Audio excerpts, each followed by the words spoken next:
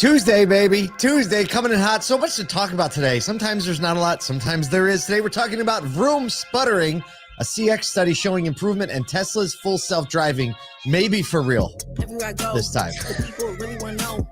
I mean, does anybody really say I bet they got it this time, right? I don't think that's what anybody says. I want a t-shirt that says Tesla, maybe for real. Maybe for real today. We'll see. We will see. That would be a great shirt. It really would be. So what are we releasing today? We have so many things. All the things. A lot of Check things. this out. Oh, so we were list. at Public Policy Day last week at Winata, the Washington auto show, and it was amazing. First of all, so let's just start with that. But one of the even more amazing things is we got to conduct a series of interviews, of which we're releasing on the In the Dirt podcast and on our YouTube channel. So you can go to YouTube or iTunes or Spotify or Google Podcast or anywhere and search In the Dirt. And so here's a list. Ready? Jamie Darvish, the COO of Dar Cars. I think he's the CEO of Dar Cars. COO. Is he? Yep. Yeah, his brother's the CEO. Really? I thought he introduced himself as CEO. Well, I introduced him. Maybe I must have heard a letter. We got Mike Stanton, president of NADA. And then we have John O'Donnell, the president of Winata. He had a bunch of great insight. And the DC Auto Show. Like, that's just the start of the lineup. There's more great to come, but those three right now, and they're all like 10 to 12 minutes. Yeah, quick shots. Tackle them in like a half an hour show at 1.5 speed. Yes. I love 1.5 speed. It's my best friend. Yes. It's my best friend. Yeah, so go check those out on YouTube. If you go to ASOTube, ASOTU.be, it'll get you to all of our content. And when you scroll through that, you'll realize how much content actually comes out of this carnival that we call ASOTU. We also have a new episode of The Wheelhouse dropping today at 1 p.m. It's about how to build a culture where people of all backgrounds feel accepted and accept others. This is Karen Bird, Alan Brown, Demetrius Naylor. Talk about an all-star lineup. And of course, hosted by the one and only Daniel Gover, who does such an amazing job hosting the show and just building out some meaningful conversation. We have 9 days until NADA. I don't know if anyone noticed. And 112 days to ASOTUCon. Hey, listen, we've been putting this out. We've been talking about it a little bit more. Did we show the pins on the show yet? Oh, hold on. I don't know if you have one there. Look at this guy. Look at that pin right there. You see that? It's right there. There you go. You got a whole bag of them. It's a little pin. It'll go on your tie or your jacket or your lanyard. And last week we had them at Winata, and everybody wanted one. And cool. So you're gonna want one too. You're going to want a pin, and you're going to want a sticker, because we got stickers too. Stickers on stickers. And they go on badges on badges. But they're holograph stickers. Look at these. I know. Things. My kids were like, how do they do that? It's a magic, kids. It's magic. It was cool at the Washington Policy Show to see people see the pin and immediately put it on their suit, and people that we didn't know, because they read more than cars and they automatically understand what it's about, which is pretty powerful. They're like, yes, it is about more than cars. So if you're at NADA, we need everybody in this community to have one of these pins, to have a sticker on their badge. We need to show like everybody in the industry that they need to be over here paying attention to what's going on. That's going to be a ton of fun. Okay, so we have some things. Oh, I know so many announcements today. I'm sorry, but we're coming to NADA and we want everybody to be together. We are having a meetup, a SOTU meetup, right after Kyle and I get off the NADA live stage, which is right next to registration in the main lobby. We're going to be with Andy Gelcher. We're going to be talking about More Than Cars, the docu-series, showing clips from it. And we want everybody to show up in force to show NADA like, hey, people care about this. And that we're really grateful that they gave us some time on the live stage and are allowing us to be a part of, this movement in automotive. Very thankful for them and their partnership there. So this is Thursday, February 1st, 3:15. Thursday, February 1st, 3:15 in the lobby by the live stage. Get off the plane, come there, then go to the welcome reception. Yes, and then we'll go to the Sphere together. All right, let's talk about some big news going on. It's been all over LinkedIn in we'll call it a not so surprise announcement. Online used vehicle retailer Vroom announced that it was ceasing e-commerce activities due to financial strains. and a focus on liquidity preservation, right? Like going to save as much as they can.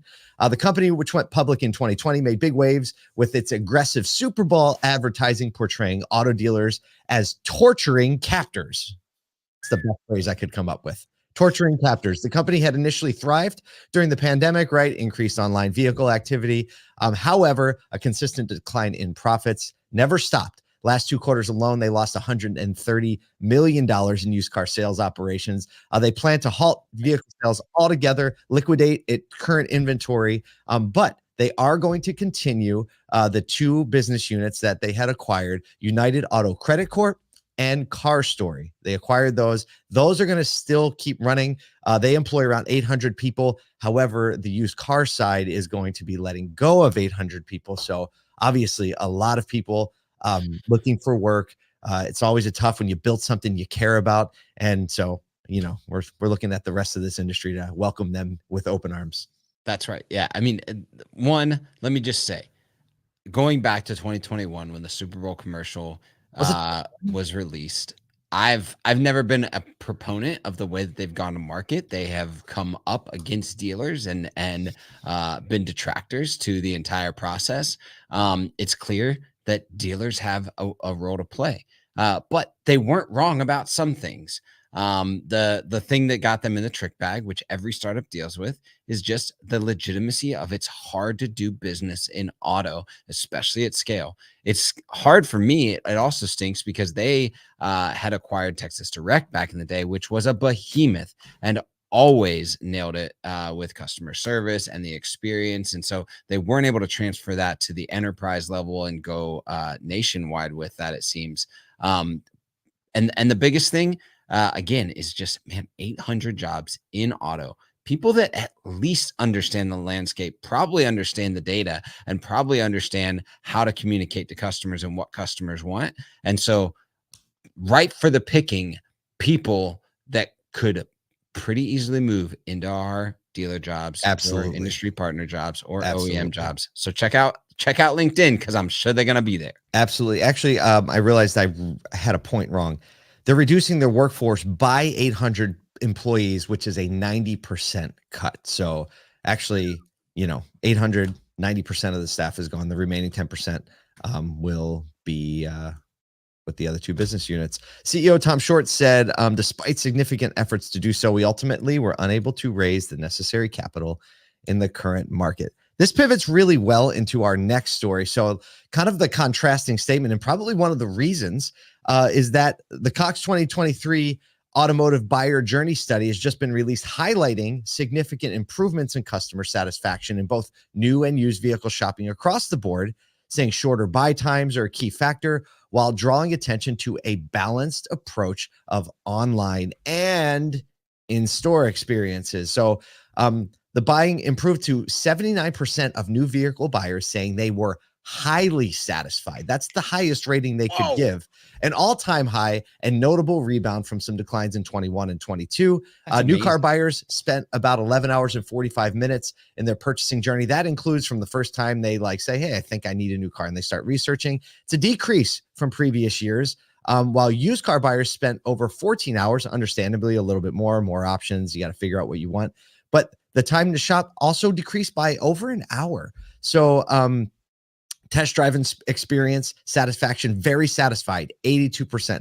Vehicle pickup and delivery, 79%. Sales team interaction, 77%. And this is people saying they were very satisfied with their experience. Wow. Yeah, so sticker shock eased a little bit, but still just about half, 49% of buyers saying I paid more than I thought I was going to, as opposed to 54% last year. Vanessa Tan from Cox Automotive, quote, said, consumers are not pursuing an entirely digital experience. Rather, we believe car buyers want a seamless experience where they can start the process at home and then go to the dealership, test drive a car, complete the deal, and learn more about their new purchase. Those two stories make sense together, don't they? Those nail it. We've been talking about this, and people and dealers have been talking about this for a long time.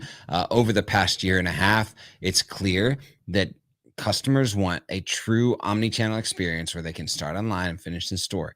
There's an old saying, time kills deals, right? The longer it takes to do anything, the harder it is to continue that purchase process. So whether that's an in the storeroom experience or the digital shopping journey, which looks like it's seeing less time engaged with, which means users are able to get to the information that they desire quicker.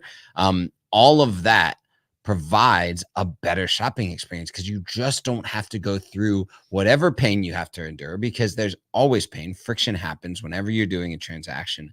Whatever pain you have to endure, if you can do it for less time, you get a better experience. So continuing to shorten that time to close, that time to deal, is the best case scenario, and putting a heightened level of attention on the in-store experience, because people still want to be with people. They love it. Something about that. And I feel like the EV craze, we'll call it, and this artificial demand generated by public opinion or just social media momentum.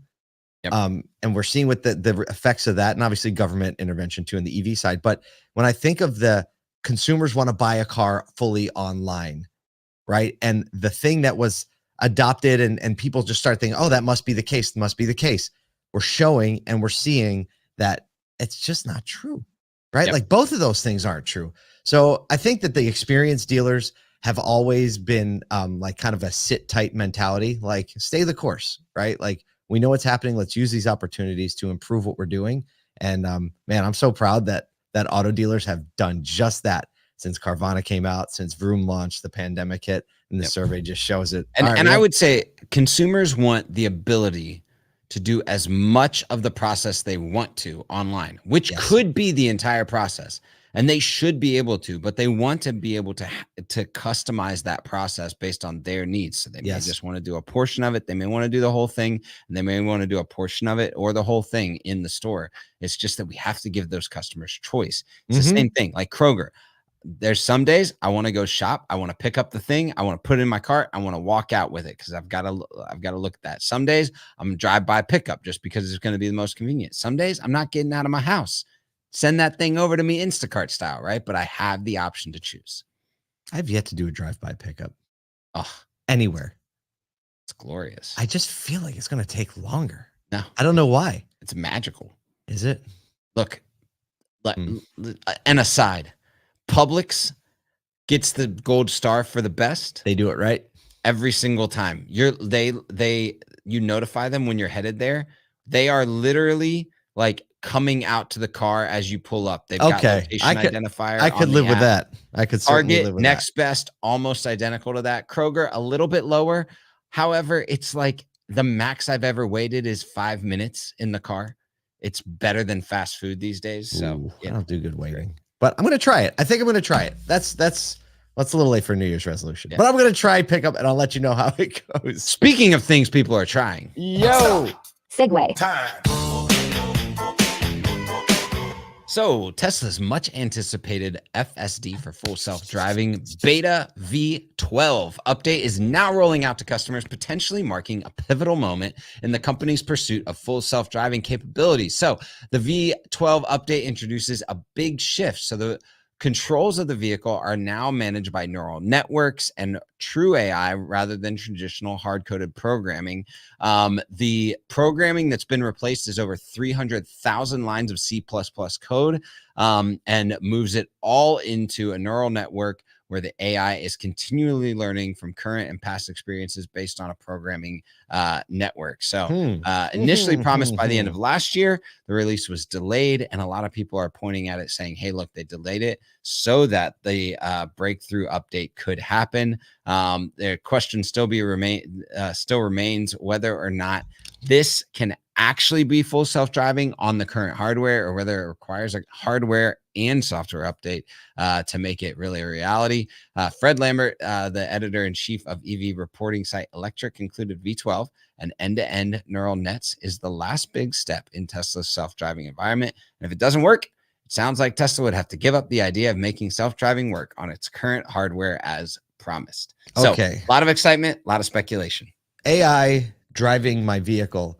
The premise is basically this, right? Like they've had literally rooms and like giant rooms full of engineers analyzing video footage from cars and telling the software like what is what and what you should do in this situation. Now they've transitioned that to a computer who is learning itself, and they really have been. Elon Musk has been saying this for a long time. Like, we have to let the car think for itself.